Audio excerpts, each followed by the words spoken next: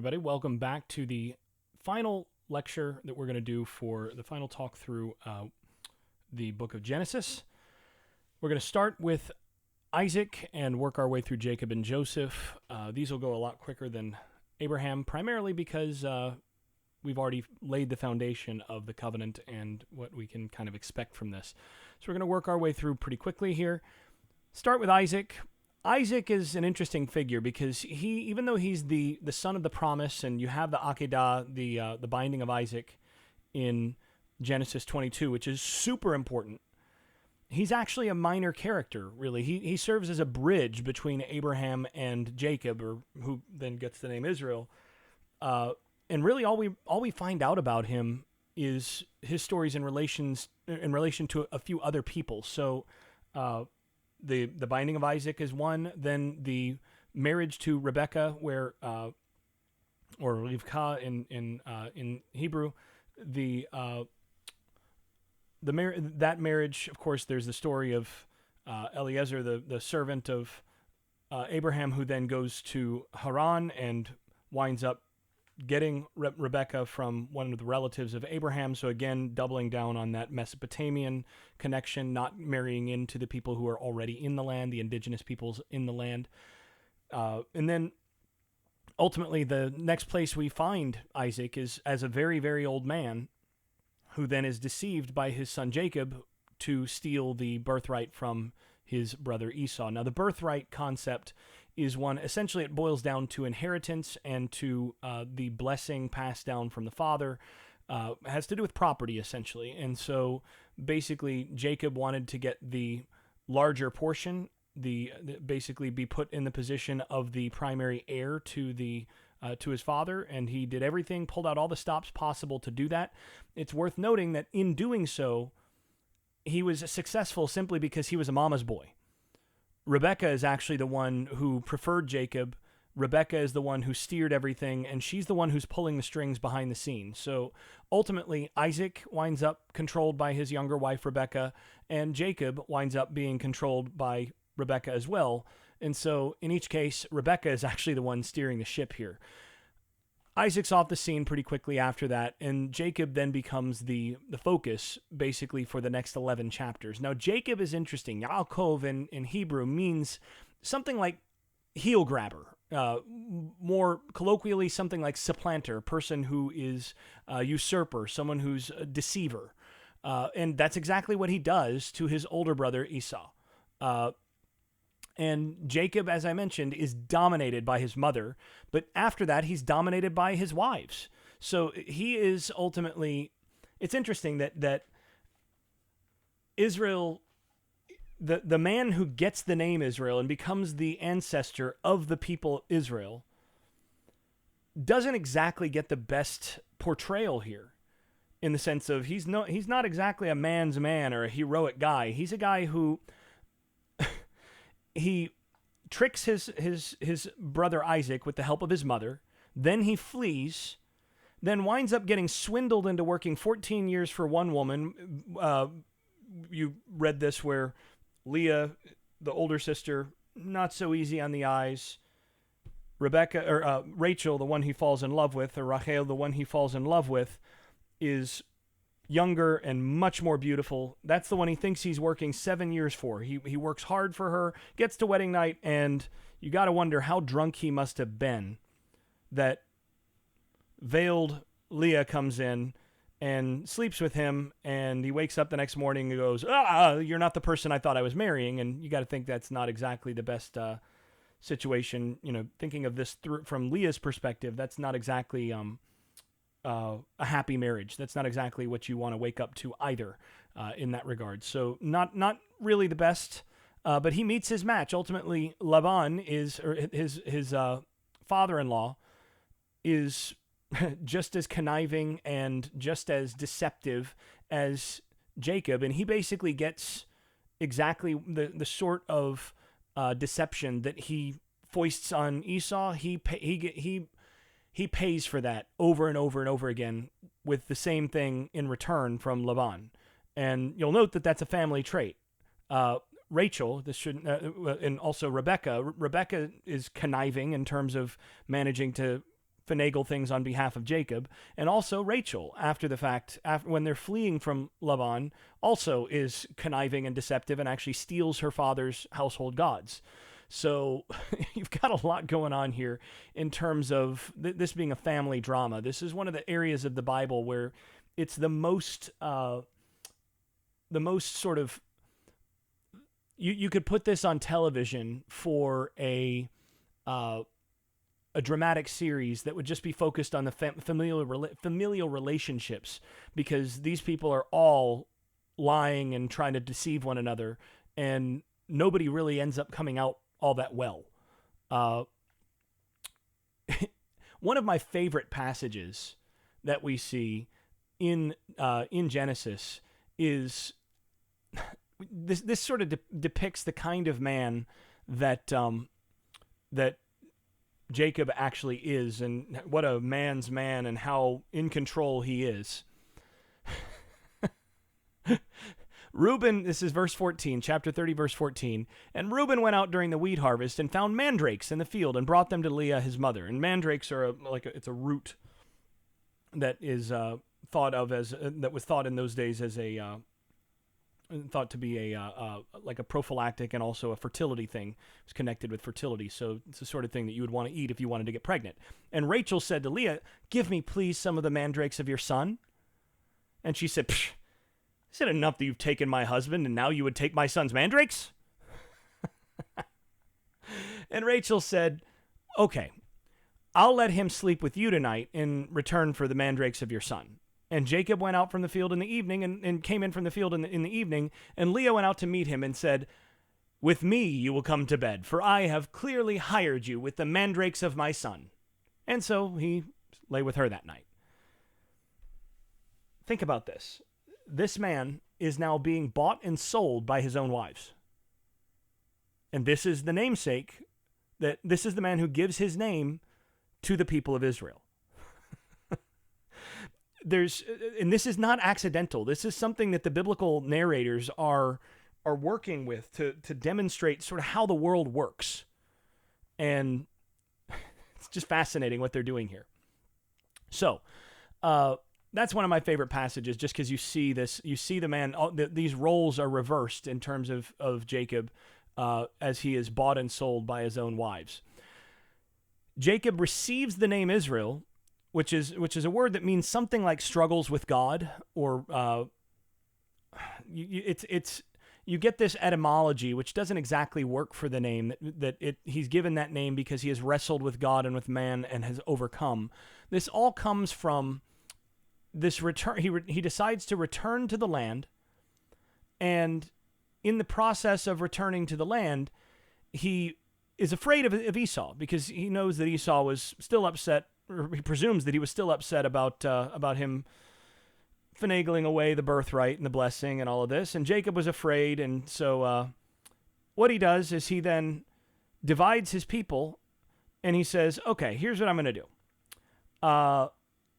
I'm going to put a group of people in front with a gift to Esau, and then behind them, I'm going to put my less favorite wife and her children, and then behind them, I'm going to have my favorite wife and her child, and then I'm going to be behind all of them." And he rose on that night, it says, and he took his 2 wives and his 2 slave girls, or slave women, and his 11 boys, and he crossed over the ford Yabok. And he took them, and he brought them across the stream, and he brought across all that he had.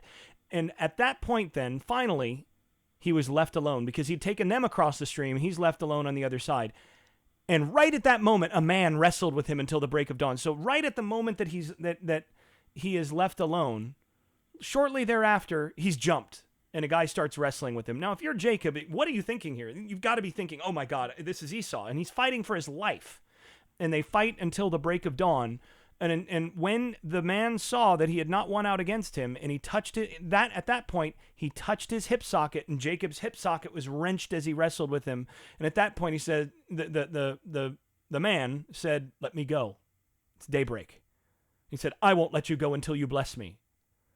So, hanging on, but basically he's beaten, but just won't let go. And he says, okay, what's your name? And he said, Yaakov. And he said, not Yaakov will your name henceforth be said, but Israel, for you have striven with God and men and won out. And Jacob then asked and said, tell me your name, pray. And he said, why should you ask my name? And there he blessed him. And then Jacob called the name of the face Peniel. Peniel, because I have seen God face to face and I came out alive. And so this, it turns out, is the blessing that changes Jacob's name. From there forward, he is Israel, even though the narrative still calls him Jacob in different places. But from there forward, he is Israel, and his sons are the sons of Israel. And he has those 12 sons from whom the 12 tribes of Israel arise. And ultimately, I've already given you basically the 3 types of stories that we see about Jacob. You get the conflict between Jacob and Esau. You get the marriage interactions, and then the interactions with Laban. And then you have the theophanies where God appears to him twice at Bethel, and then Mahanaim, and then Peniel. Should say Peniel, not Penuel. But anyhow, that is essentially Jacob. Now that brings us then finally to Joseph. And Joseph is an interesting, this is interesting what happens here, because once we get to chapter 37, things shift. We get to 37 and Jacob is there, but what this immediately turns to focus on Joseph. And some of you've probably seen some movies and all this about the Joseph and his amazing Technicolor Dreamcoat, or, various things. I think there's a cartoon about it as well. So you're probably somewhat familiar, though those things always take liberties with what's actually in the text. But the interesting thing here is that this is essentially 20. This is 13 chapters. One of them, it would be 14 if we're counting inclusively, but one of them actually doesn't really deal with Joseph. Chapter 38. But from 37 to 50, essentially it focuses on Joseph. And this is basically a single unified narrative, and a lot of scholars have just started calling this the Joseph novella. So thinking about it as a short novel, basically an ancient biographical novel, and probably less cobbled together from different sources, probably more of an original more of a story that was brought and spliced in at the end as its own sort of thing. So even though there are some source differences in there from what we can tell, it's mostly a single unified narrative. Now, Joseph himself, he's a dreamer. You guys read it. Older brothers sell him into slavery. They tell Jacob he's dead. And then he actually, because of his ability to interpret dreams, eventually becomes a chief ruler in Egypt. He becomes the number 2 in Egypt under the Pharaoh. And because he foretells that there's going to be a famine coming, and he says, well, here's what we should do. Instead of living high on the hog now while things are good, we need to be putting stuff away so that when the famine hits, we're all taken care of. And it turns out that this works so well that when the famine comes, ultimately, there are several things here. One is the rest of the people of Egypt who've been taxed on the front side to basically bring that extra grain into the storehouses to prepare for the famine. Those people have nothing now because things aren't. This is probably some sort of problem with the Nile, different things that happens. Well, because of the famine, those people have essentially no food. Well, they were taxed to basically get those stores, but now Pharaoh sells them back that food. Sells them the grain back. And so initially they sell some herd animals, and then they sell all their herd animals, and then they sell their land, and then eventually they sell themselves. And so it says, so at that point, Pharaoh then essentially owned the land and the people of Egypt. And the idea is that ultimately the power of Pharaoh comes from the family of Abraham. So there's something to this that it's essentially explaining that Egypt may think they're all that, but in fact, any power or wealth that Egypt and its kings have ultimately goes back to Jacob and to Joseph.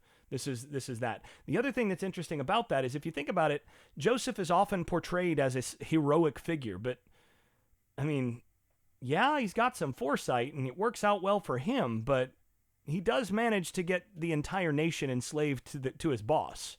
So, I mean, a little bit of a mixed bag here. But in the process, his brothers basically come to Egypt, and his own vision of his family bowing down for him, although his mother is dead. Interestingly, his dream is that the sun and the moon and the other 11 stars all bow down to him.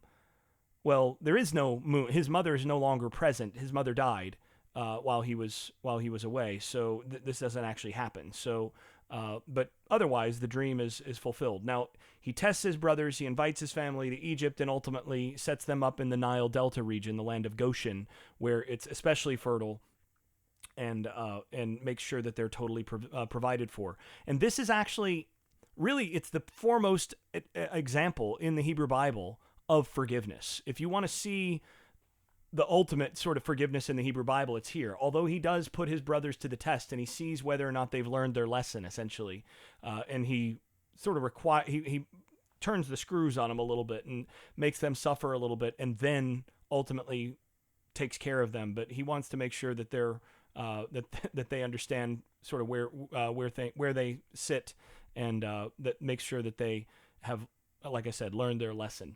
Now, this story also is interesting for a couple reasons, other than just the pathos of the story and the interest of the story. One thing is that, as you'll find out later on, the northern part of Israel that becomes the northern kingdom of Israel gets scattered, and essentially they,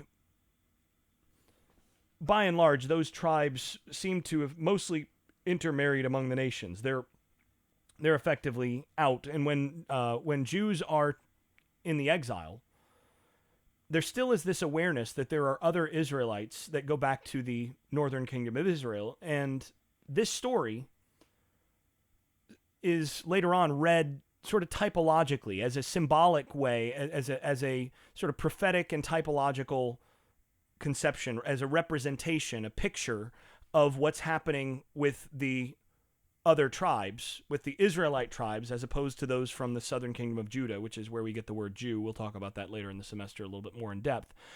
But essentially, this then, Joseph's being sold into slavery, Joseph's difficult situation for many years in prison, and all of this, seemingly dead, and then all of a sudden elevated to the very top, and ultimately leading to the very salvation of his brothers.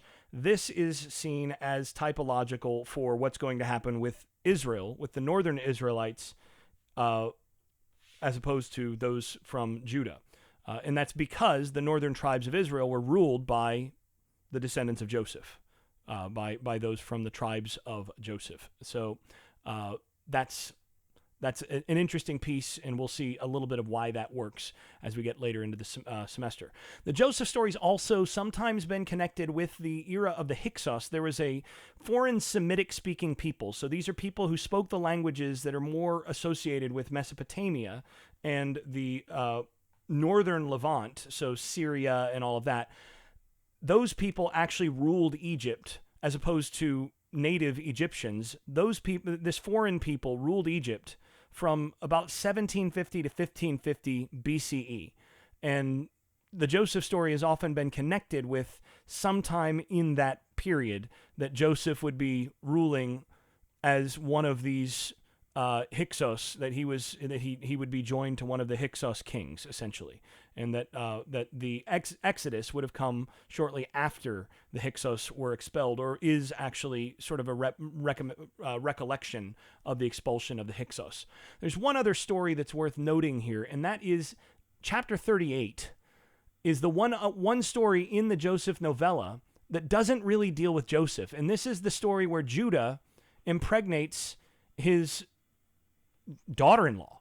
After his daughter-in-law, he's a little bit worried that his daughter-in-law is essentially at fault for the death of multiple of his sons, because in that world, when one of your sons married a woman, if that woman had no children when that man died, it was the responsibility of his younger brother to take her in and make sure that he impregnated her both for the purpose of the property of the older brother and also for her provision and all of this. We'll talk about that a little bit later when we get to Ruth. We'll talk about that more in detail. But that happened, Judah's firstborn marries her and dies. And then Onan, the secondborn, says, okay, well, your job is to come to your brother's wife and do your duty as a brother-in-law and raise up seed for your brother. And Onan knew that the seed would not be reckoned as his. So when he came to his brother's wife, he would, this was the old coitus interruptus, the pull-out method. He would waste his seed on the ground to prevent her from getting pregnant. And so Adonai thought that was pretty awful. This is a justice issue in terms of essentially he's willing to have sex with her, but he's not willing to give her a son. So this is not cool. This is injustice. So Adonai put him to death as well. And Judah's like, she seems to be a black widow. So, he chooses not to give the younger son to her.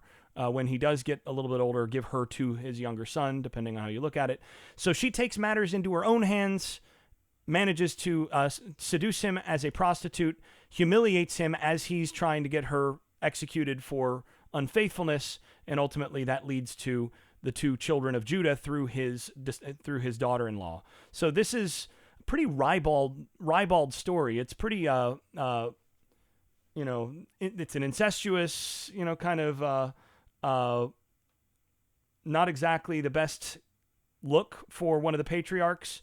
And once again, this sort of serves as an explanation. And this is coming, by the way, in the larger novella that's focused on the northern tribes' key tribe, Joseph, where their rulers came from. The southern tribes were ruled by Judah.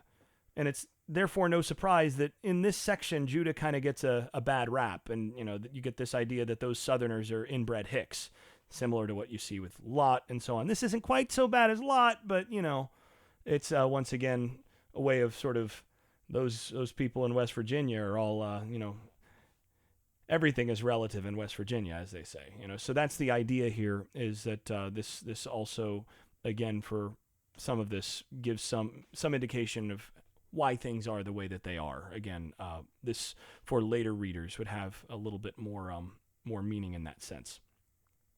All right, so we're going to go ahead and wrap there. This is all left with some blessings of Joseph and his two sons.